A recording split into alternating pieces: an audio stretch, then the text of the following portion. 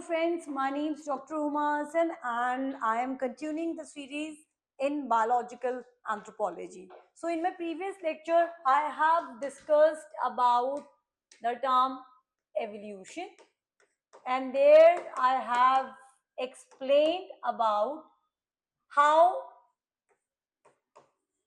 Herbert Spencer has defined evolution. Those who are seeing it very first time, let me just show this to them. Okay, so Herbert Spencer has explained in his book Principles of Sociology, that is in 1863. He has coined the term evolution. Okay, he has coined the term evolution. This was his period 1820 to 1903.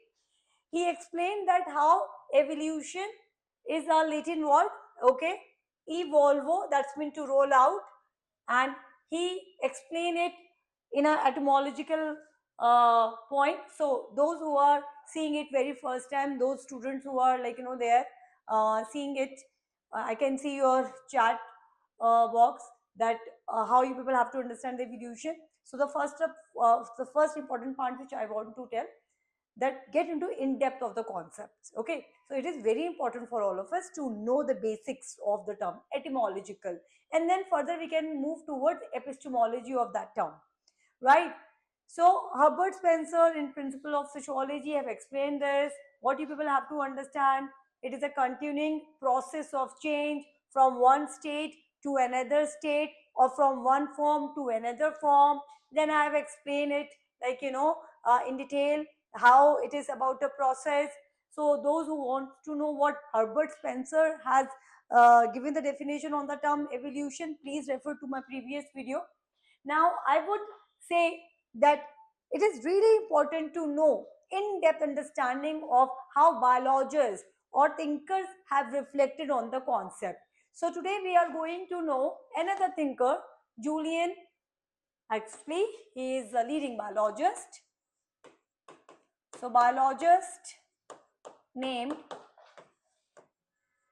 Julian Huxley. Okay, he had explained evolution in a directional manner. Okay, in a directional, irreversible, more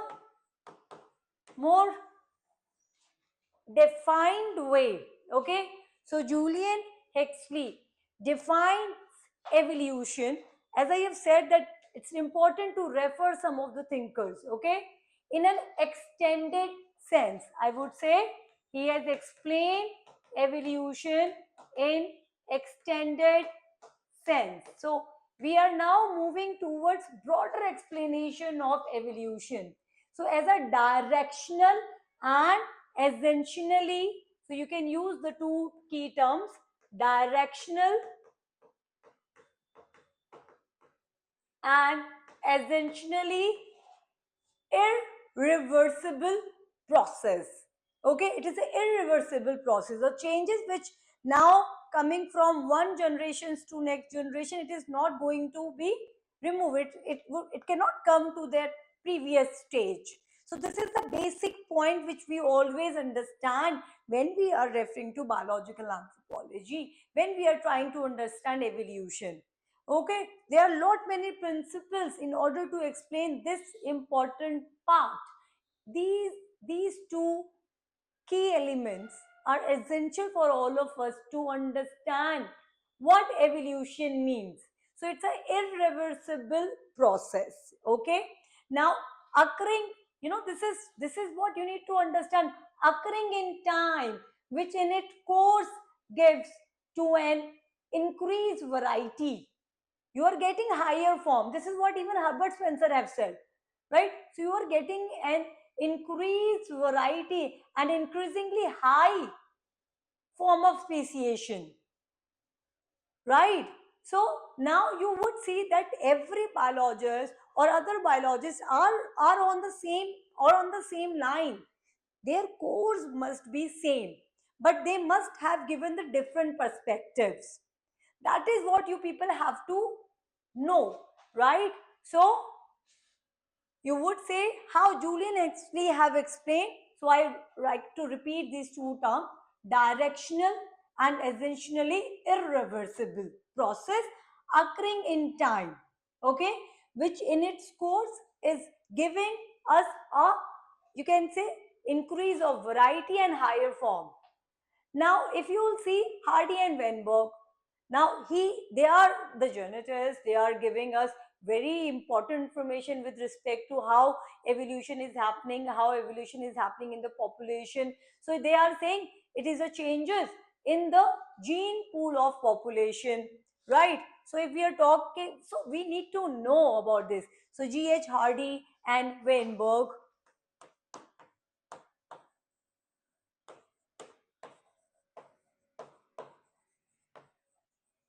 Now, how they have defined evolution?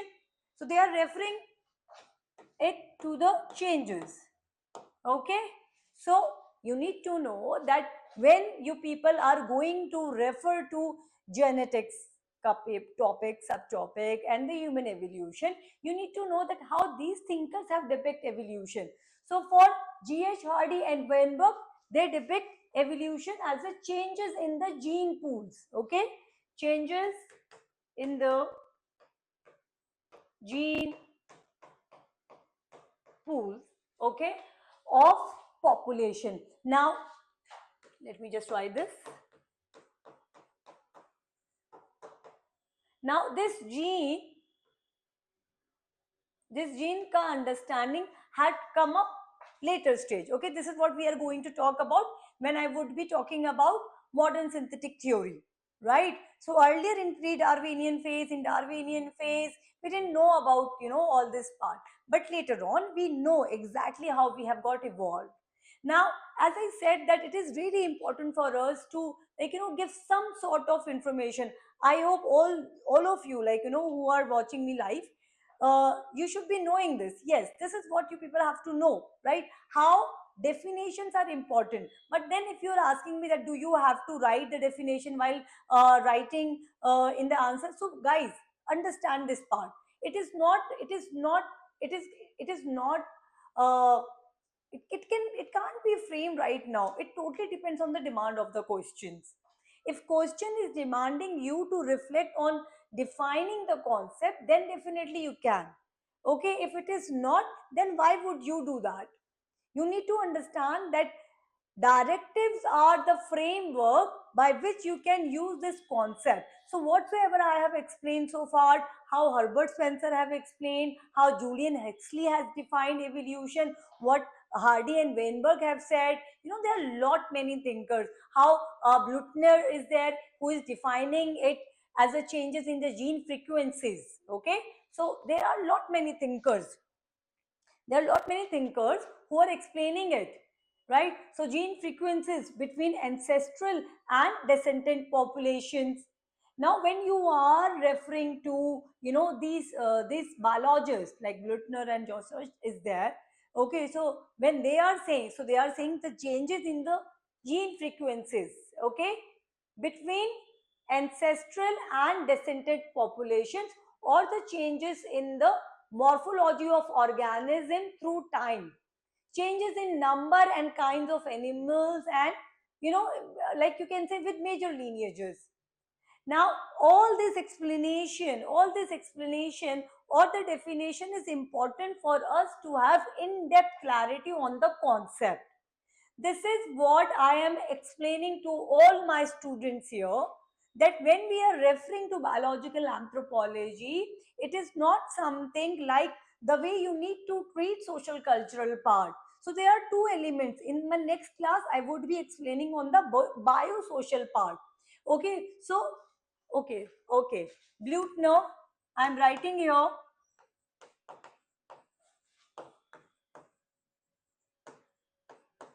Blutner and Jonas. Okay, let me just show you. Right. So these are the definition you people can see on my screen now, right? So this is how you people have to understand the definition. So this is what Julian Huxley I have already explained. Now Blutner and Janusz, you can see it. They define it as changes in the gene frequencies between ancestral and descendant population, or changes in the morphology of organism through time, or changes in number and kinds of animals with then major lineages. Okay, this is what Julian Huxley has defined.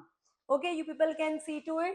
What I will do is I will try to add some PDFs in my content, so you can download it from there.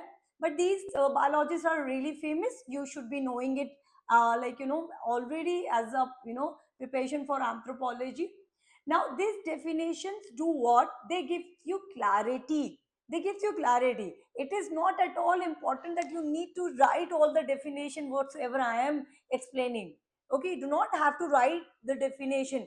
In fact, you should be remembering, you should be cramming the thing biologist name or the philosopher's name, and see how they have defined, and try to articulate in your own words. There would be some content which you have to cram it out. That I would tell that okay, these are the things which you do not require a lot of PhD or masters or graduation. Even you need to learn some pointers, learn those pointers.